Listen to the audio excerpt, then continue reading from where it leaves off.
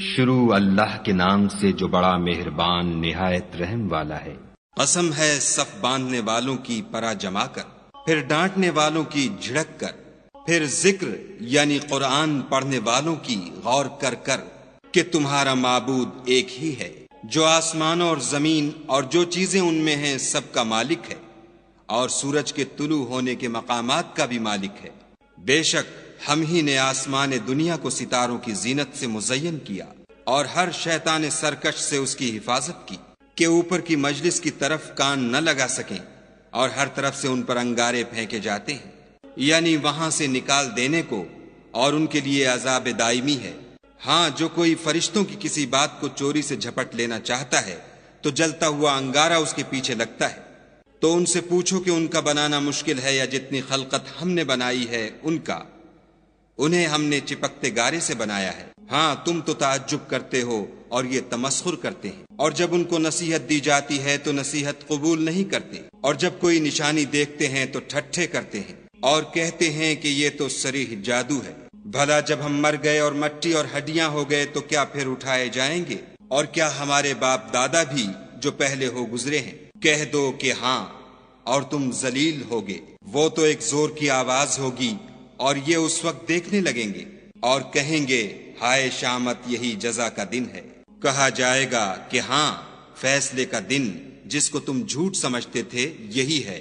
جو لوگ ظلم کرتے تھے ان کو اور ان کے ہم جنسوں کو اور جن کو وہ پوجا کرتے تھے سب کو جمع کر لو، یعنی جن کو خدا کے سوا پوجا کرتے تھے، پھر ان کو جہنم کے رستے پر چلا دو، اور ان کو ٹھہرائے رکھو کہ ان سے کچھ پوچھنا ہے۔ تم کو کیا ہوا کہ ایک دوسرے کی مدد نہیں کرتے؟ بلکہ آج تو وہ فرما بردار ہیں اور ایک دوسرے کی طرف رک کر کے سوال و جواب کریں گے۔ کہیں گے کیا تم ہی ہمارے پاس دائیں اور بائیں سے آتے تھے؟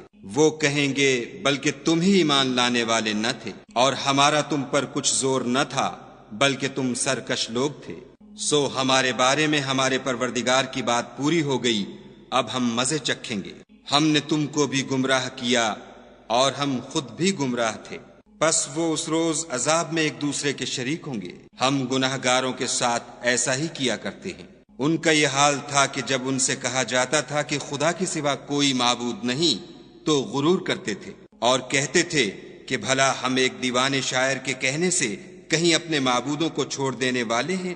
نہیں، بلکہ وہ حق لے کر آئے ہیں اور پہلے پیغمبروں کو سچا کہتے ہیں۔ بے شک تم تکلیف دینے والے عذاب کا مزہ چکھنے والے ہو، اور تم کو بدلہ ویسا ہی ملے گا جیسے تم کام کرتے تھے، مگر جو خدا کے بندگان خاص ہیں یہی لوگ ہیں جن کے لیے روزی مقرر ہے، یعنی میوے، اور ان کا اعزاز کیا جائے گا۔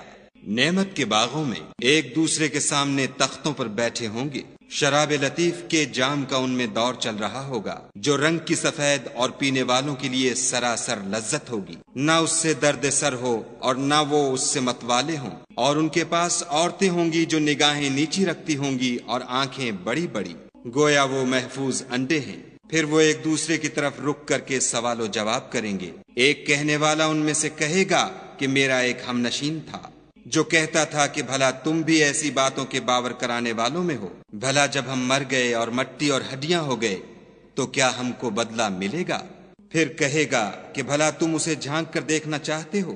اتنے میں وہ خود جھانکے گا تو اس کو وسط دوزخ میں دیکھے گا، کہے گا کہ خدا کی قسم تو مجھے ہلاک ہی کر چکا تھا، اور اگر میرے پروردگار کی مہربانی نہ ہوتی تو میں بھی ان میں ہوتا جو عذاب میں حاضر کیے گئے ہیں۔ کیا یہ نہیں کہ ہم آئندہ کبھی مرنے کے نہیں؟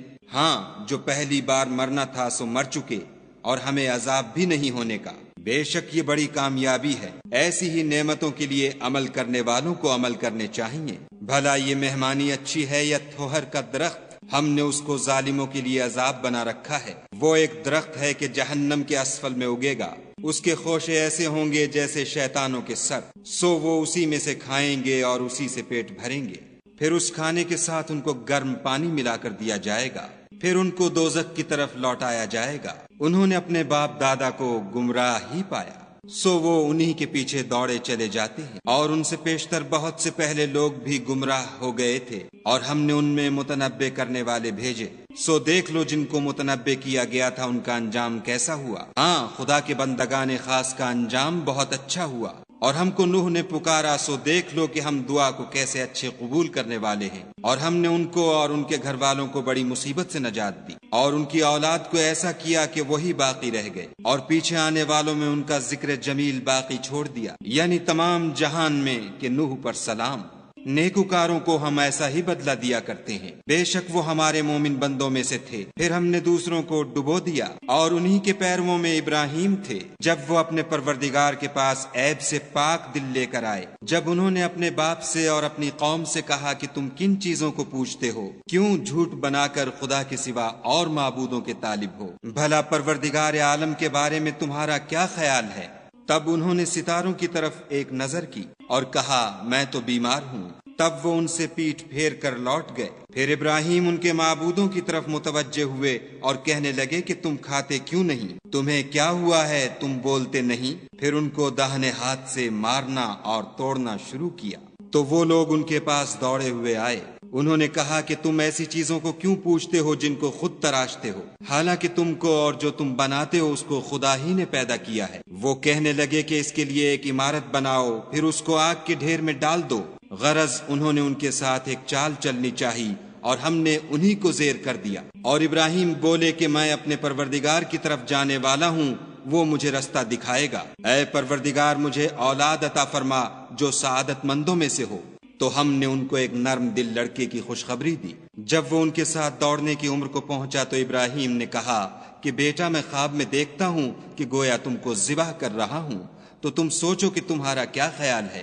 انہوں نے کہا کہ ابا جو آپ کو حکم ہوا ہے وہی کیجیے، خدا نے چاہا تو آپ مجھے صابروں میں پائیے گا۔ جب دونوں نے حکم مان لیا اور باپ نے بیٹے کو ماتھے کے بل لٹا دیا تو ہم نے ان کو پکارا کہ اے ابراہیم تم نے خواب کو سچا کر دکھایا، ہم نیکوکاروں کو ایسا ہی بدلہ دیا کرتے ہیں۔ بلا شبہ یہ صریح آزمائش تھی، اور ہم نے ایک بڑی قربانی کو ان کا فدیہ دیا، اور پیچھے آنے والوں میں ابراہیم کا ذکر خیر باقی چھوڑ دیا کہ ابراہیم پر سلام ہو۔ نیکوکاروں کو ہم ایسا ہی بدلہ دیا کرتے ہیں، بے شک وہ ہمارے مومن بندوں میں سے تھے، اور ہم نے ان کو اسحاق کی بشارت بھی دی کہ وہ نبی اور نیکوکاروں میں سے ہوں گے، اور ہم نے ان پر اور اسحاق پر برکتیں نازل کی تھیں، اور ان دونوں کی اولاد میں سے نیکوکار بھی ہیں اور اپنے آپ پر صریح ظلم کرنے والے یعنی گناہگار بھی ہیں۔